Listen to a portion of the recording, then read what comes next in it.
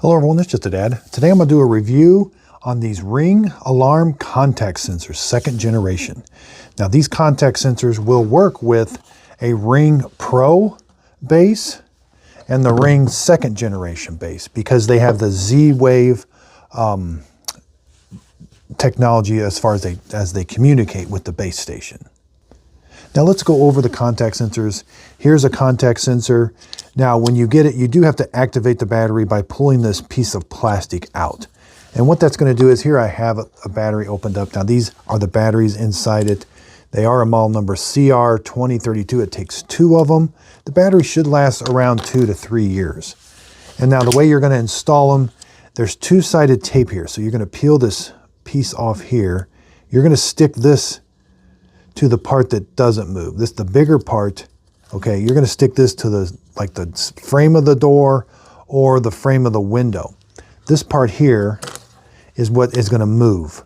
Now you don't have to have it like this is going to be on the door that moves in and out. It doesn't have to be where it makes contact. You can have up to 1 inch of space. So it doesn't, like there, it would activate showing that the window or door is closed. And when the window or door opens, it's going to show that it opens. This is a button that's you're going to press during setup, and there's a little light on there. Again, this part also has 2-sided tape on it, and it's just a magnet. There's no battery in this part. There is a QR code here you're going to scan during the setup process to identify this and connect it with your base station. This does have to have a base station that it will talk to. Now, if you're having trouble of this contacting the base station, you can put a range extender in the middle. So these don't have a whole lot of power to talk to a base station, but if you're having trouble, get a range extender, plug this into an outlet. Now the contact sensor will talk to this, and then this will talk to your base station. Now during setup, you'll have 3, if it's blinking 3 green lights, that means it's ready to be set up. A single green blink means it's communicating with the base station. A single red means it's unable to communicate with the base station. So what you're hoping for is a single green blink means it's communicating with your base station.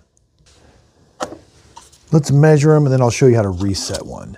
So this part is about 2 1/8 by 1 1/8 and thickness wise you're looking at about 1/2 inch thick. This part here, 2 inches, it's not very thick at all. 3/8 of an inch thick. And sticks out 1/2 inch also. Now let's say it's still not communicating or you need to reset it. Find your little reset tool that might be around your base station or a paper clip. And there's a reset right here. You're going to press that button. You hear the button click. Hold it for about 5 or 6 seconds. You'll see that turn red. That's going to do a factory reset on it. This is just to let you know when the door is not installed. And to take the door off, it just takes a screwdriver. And the door has a little piece of plastic that's going to tell it when this door is installed on the back side of this. Also, to take the battery off, you slide it. I'm sorry about that. I saw the screwdriver holes and I thought you pried it up, but it slides on and off. Very simple to slide on and off. So I hope this video helps. Thanks everybody for watching.